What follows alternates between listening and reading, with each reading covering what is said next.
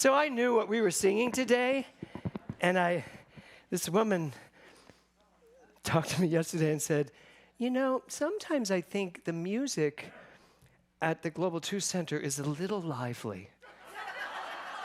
And I was like, oh, okay. She said, I like the sacred music. I said, don't tune in tomorrow. But I did tell her what we were going to do, so I hope you are watching. The month is about vitality. Why am I out of breath? Woo! Because I was like thinking I was Flashdance. Okay. Okay. So, I know I shouldn't be doing that much. So, this song, I want to tell you a story. So I did this song, my choir did this song at a Sillamar. Funny story, it was my first talk in Merrill Hall. And so I had the entire choir come and sing before I gave my talk. But the woman running, Pat Campbell was running the conference, and she said, if you're going to sing a song, I take that much time out of your talk. I was like, not a problem. You have 20 minutes. The clock's in front of you. When the clock says 0, you're done. Just say thank you and walk off the stage. So I was like, okay, I can do it. The song's about 5 minutes because you actually missed. There's like a whole version of the song where everybody sings tons of other stuff. But it's about Christmas hams and stuff, and I didn't know how that applied today. So they sang, I gave my talk, and I'm talking and talking and talking. I'm like, well, it seems I can get my talk in the time I had left. I walked off stage, and Pat was like, you talked for 26 minutes. I said, no, I didn't. It said 0, and I wrapped up and left. And the woman running the slides, she went, I didn't think that was fair. I wanted to hear the song and his whole talk. And so I looked at Pat and I said, clearly that's not my mistake. Yeah. So then I was going to New York City to give that talk. And the talk was called You Can't Stop the Beat.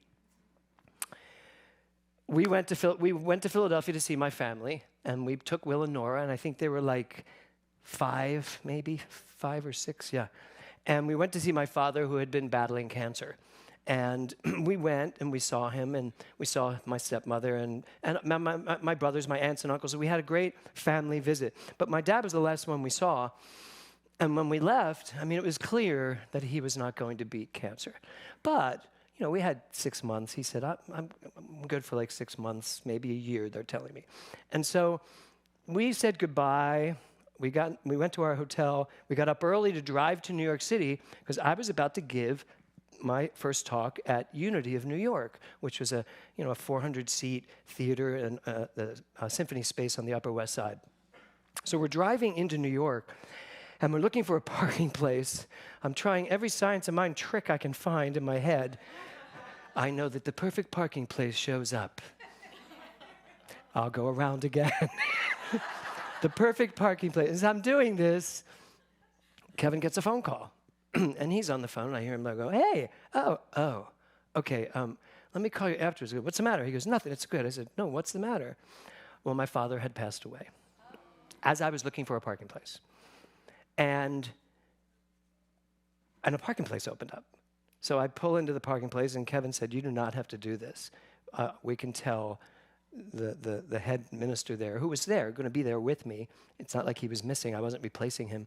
He said, we can ask him to do the talk. And I said, no. And then I feel these 2 little hands come up on my shoulders, which was my son.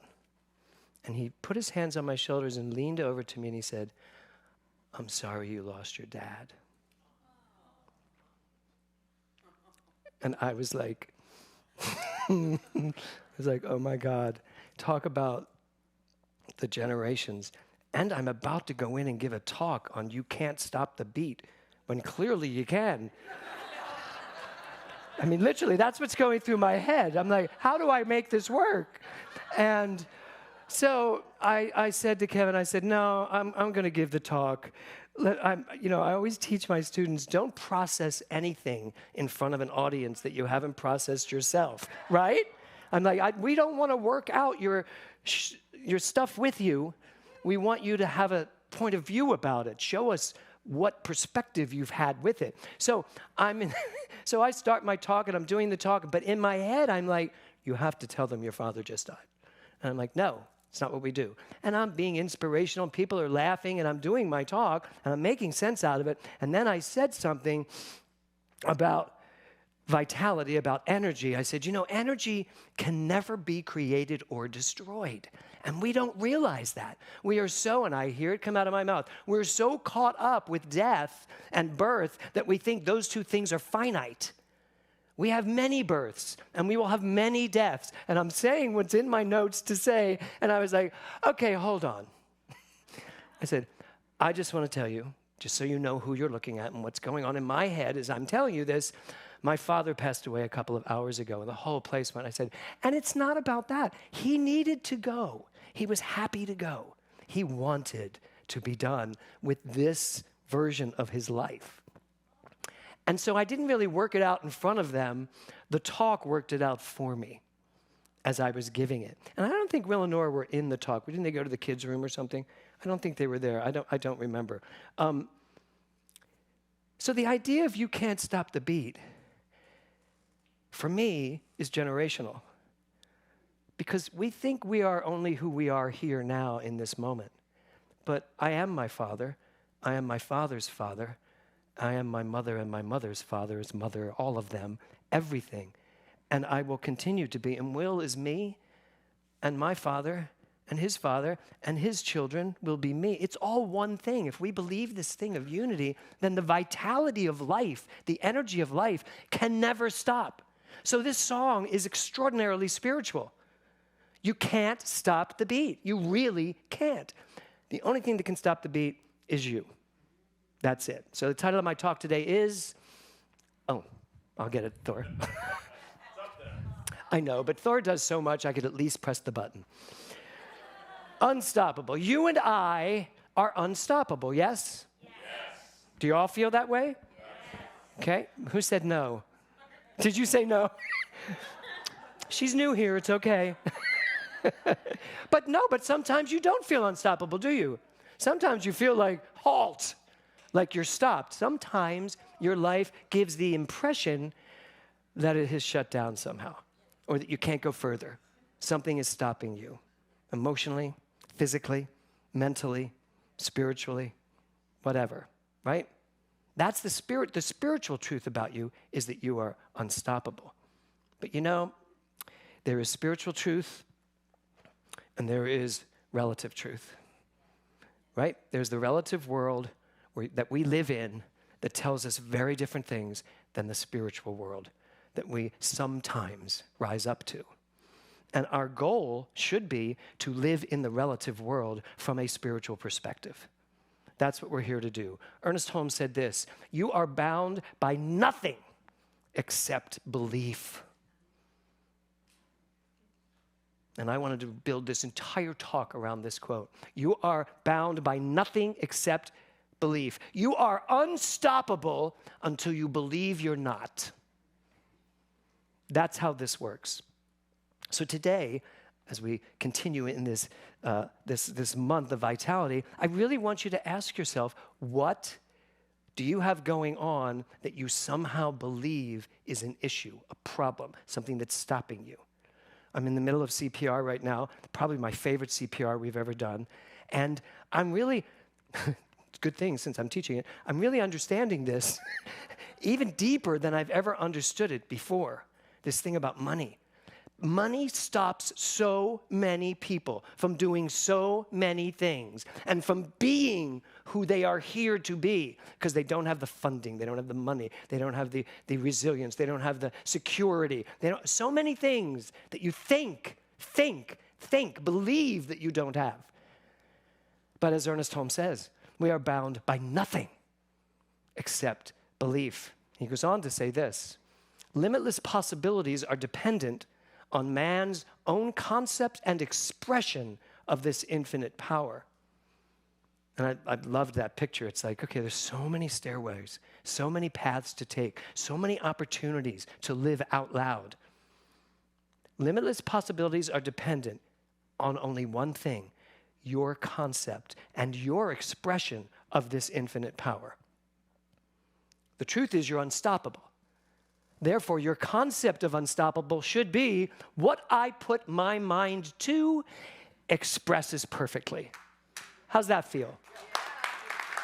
That is the way you should be using your mind. And nothing else. Nothing else, because you're bound by nothing except whatever that belief is. So I'm going to ask you, how do you express this thing called God? You know, I say I am God, and understanding I am God I am the quantum field. I am that which is, as everyone is. We're all this power. How do you express it? Because I think if we took a look at how we're expressing it, we might get a glimpse into what we believe. We might actually notice, oh, I must believe this because here's the decisions I'm making. I must believe this because I feel that I'm stuck and that I have no way out. If I believe that, then I don't really know who I am. I'm not really expressing that truth. Ernest Holmes has had such a huge, huge impact on my life. And going back now and reading the Signs of Mind and Spirit from the beginning, I know we've said this all the time. I always feel like, did they rewrite this? Because I don't remember this particular quote, but it hit me this time. My book looks like some child just decided to write on it and just scribble everywhere because I have to use different colors to remind myself, when was this? When did I think that was important? It's fascinating. So Ayn Rand, I know she's a questionable person to quote, but I'm quoting her anyway because I like what she said. The question isn't who is going to let me, it's who is going to stop me.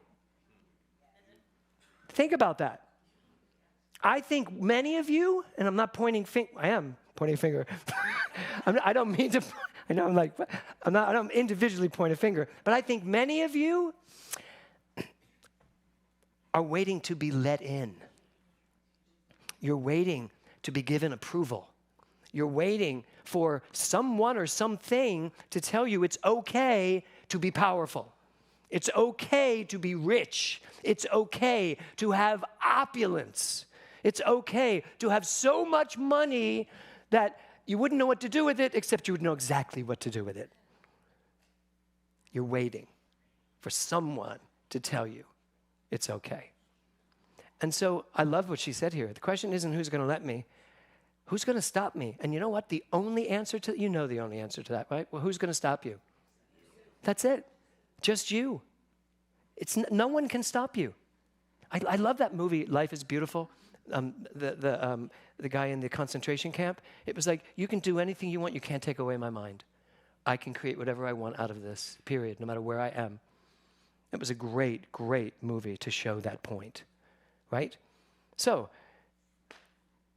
I guess the real question becomes, what are you waiting for? What are we waiting for? To have what we want, to be who we want. And it can't be about shifting tides as we get older. If I had $1 for every person of a certain age who said, you know, I'm past that, that's not possible for me, especially people when it comes to love, as we're in this Valentine's week, you know, so many people, they get to a certain age and they're like, oh, you know, who's gonna want me at this age?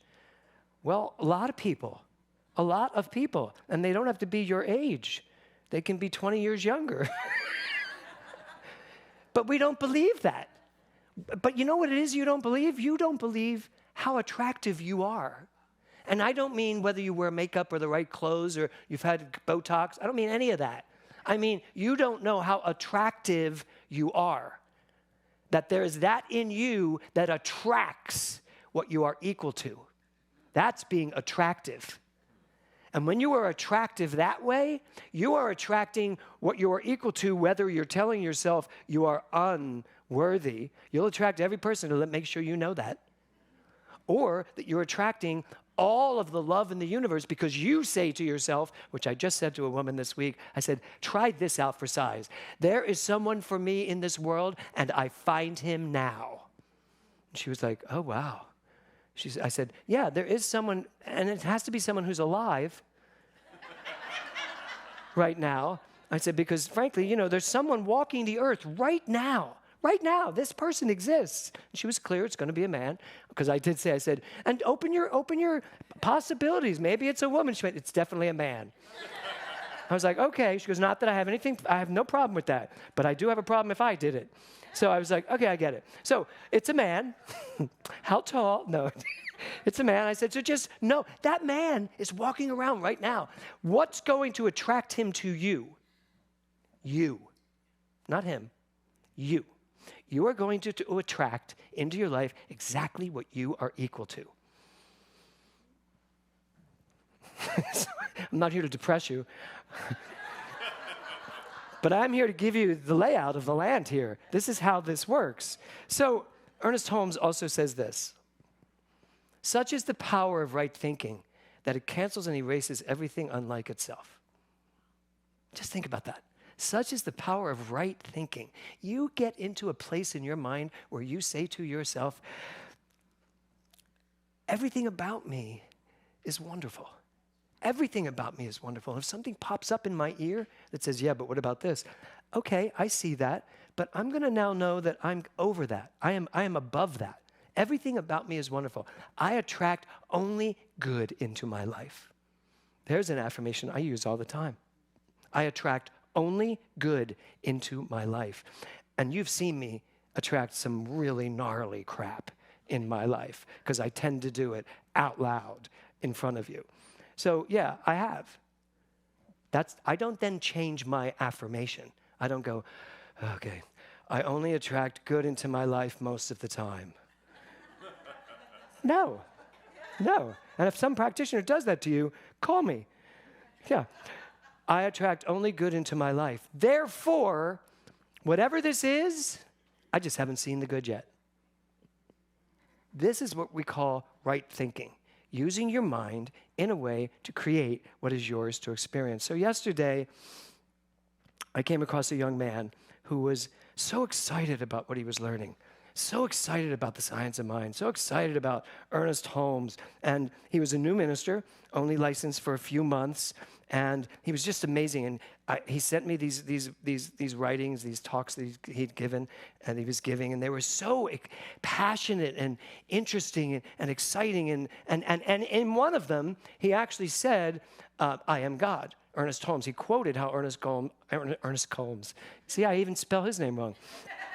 How Ernest Holmes referenced the "I am God" thing. So I'm reading these things, and I found myself in a pool of tears because they were my writings. Because I found a big binder in my office when I was cleaning yesterday of my first year of ministry. And I had all the talks that I gave that year.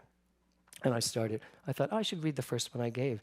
And I'm reading it, and he was so excited and so passionate and so clear. And I was like, huh! I said I am God back in 2003? I thought this was new to me.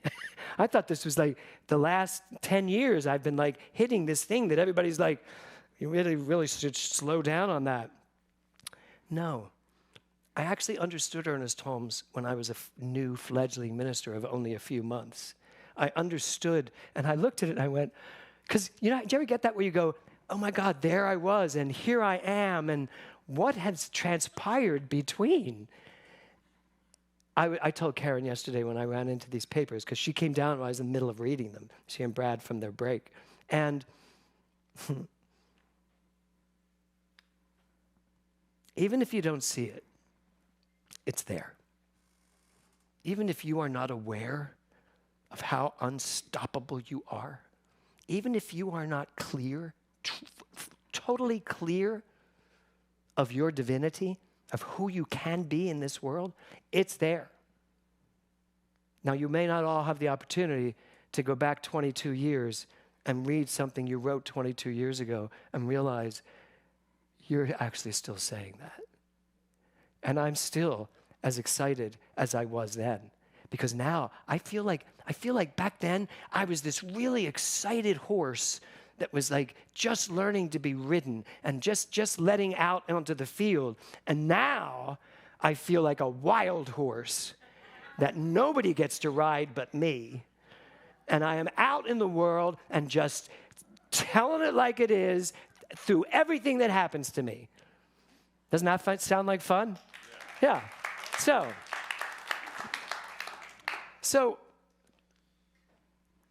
this is my last thing to give you today. You have everything you need to live an extraordinary life, so live it. If the only thing holding you back is your beliefs, then I will do whatever it takes to help you believe the truth of who you are. You are not a worm of the dust, paying off your karma so that when you die, you'll have an extraordinary life in heaven with Jesus. It's just not the case. You are an extraordinary divine being right now, exactly as you are. Doesn't matter what you have done, what you have thought, where you are in your trajectory of living life to the fullest. You are right now the most extraordinary person you will ever be, so long as you believe it. So long as you get your yeah buts out of the way, so long as you stop finding every excuse in the universe to not live your dream, and you open yourself up like a wild horse to doing what is yours to do, dropping into that quantum field of intuitive knowing where that field constantly tells you exactly where it is for you to go, and then going there. It's not enough, as Ernest Holmes said, it's not enough to understand this teaching. If we are not living it, we might as well not even understand it, because then it's frustrating, right? Because it's frustrating as hell to know that I should be vibrantly healthy and successful and rich and not be. And the only reason why you are still not being those things is because you actually don't know it. You just intelligently think it. You have the information, but you haven't embodied it. And that means you're going to take it, chew it up, swallow it, make it part of you, embody it in the body. You're going to live it out loud from the inside out. The only thing stopping you is belief. So I know today that you walk away from here today believing the absolute truth of who you are. And as God, everything is possible. Namaste.